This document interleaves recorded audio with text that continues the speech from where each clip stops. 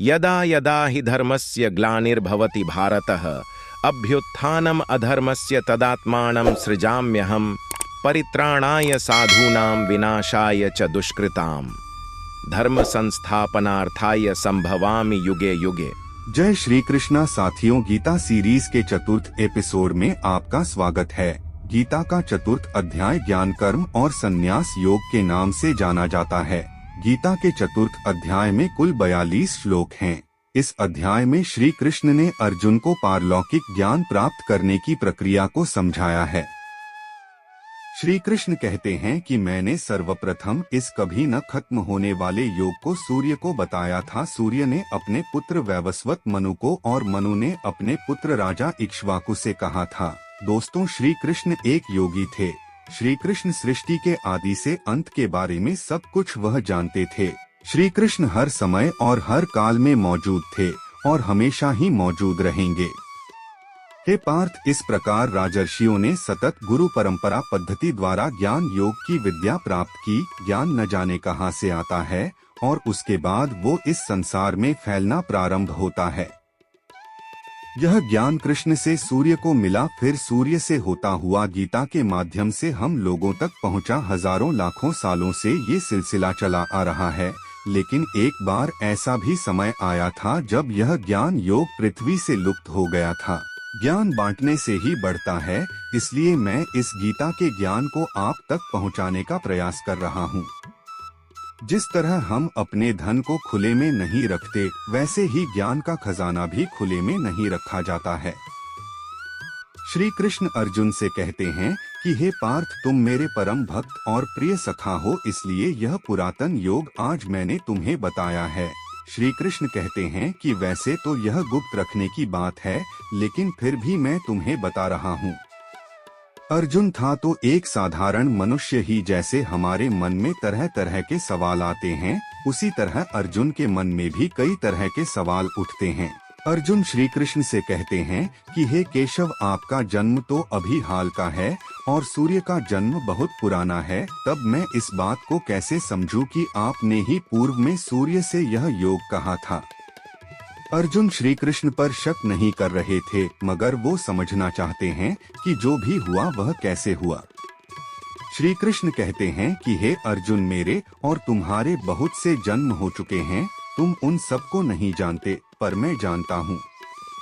श्री कृष्ण अर्जुन को ये समझाना चाहते हैं, तुम मुझे साधारण मानव न समझो।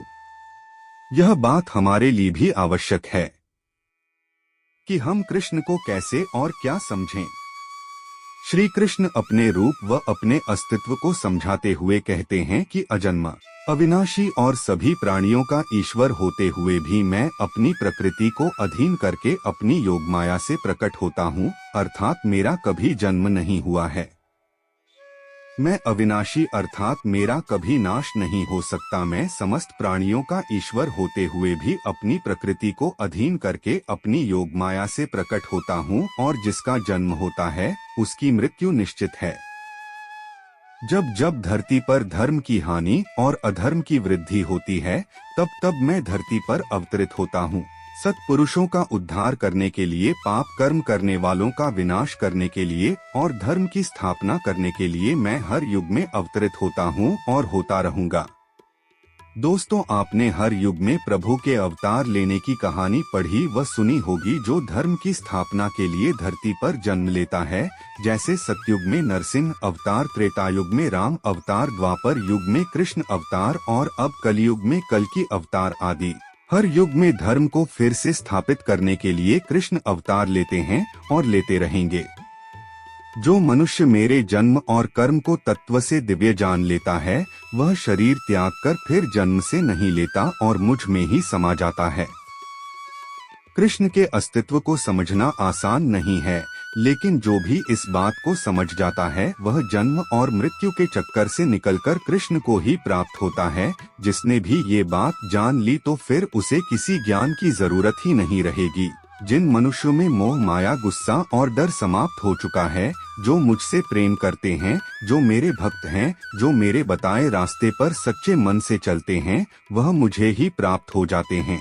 जिसने भी अपनी मोह माया व डर जैसे भावों को खत्म कर दिया है, अर्थात अपनी सभी इंद्रियों को वश में कर लिया है और अपने आप को मुझे सौंप चुके हैं, वे मोक्ष के अधिकारी हैं। जो मनुष्य जिस प्रकार मुझे भजते हैं, मैं भी उसी प्रकार से उन्हें भजता हूँ, क्योंकि सभी मनुष्य मेरे ही बताए रास्ते पर चलते हैं। साथियों, यहाँ पर जो भजते शब्द का प्रयोग हुआ है, उसका मतलब पूजा पाठ मत समझ लीजिएगा। सच्चे अर्थों में भगवान को भजने का मतलब है श्री कृष्ण के बताए रास्ते पर चलना और उनके दिए हुए ज्ञान को आत्मसार करना है।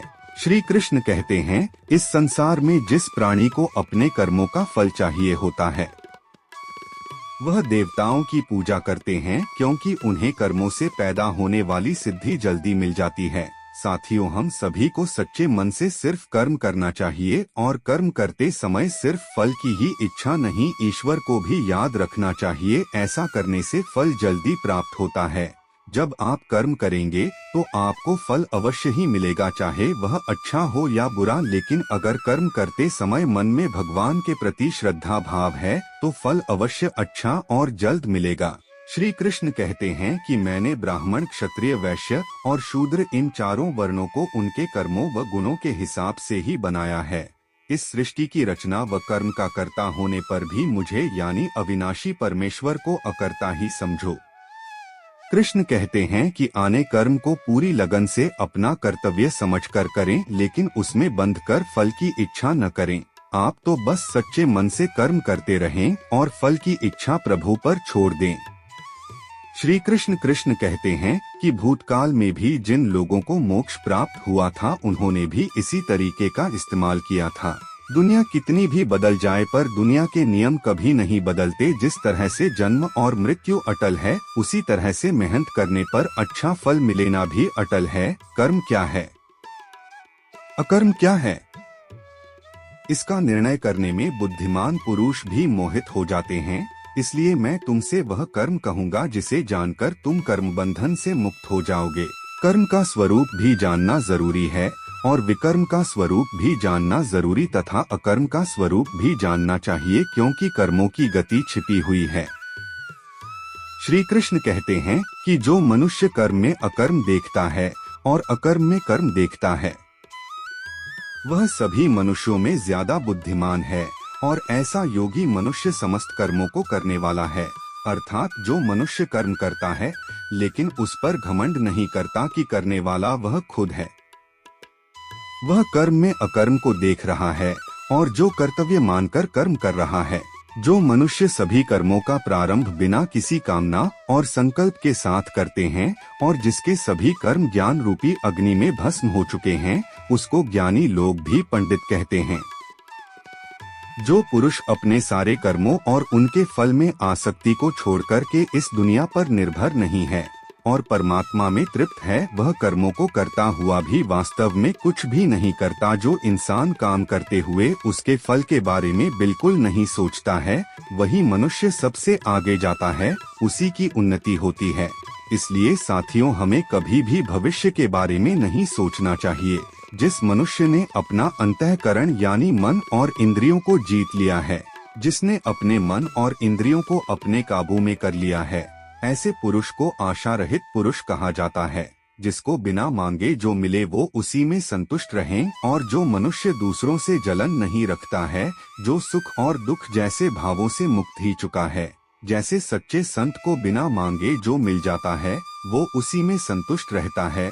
जो किसी से जलन नहीं रखता कि उसके पास मेरे से ज्यादा पैसा या शोहरत या नाम है।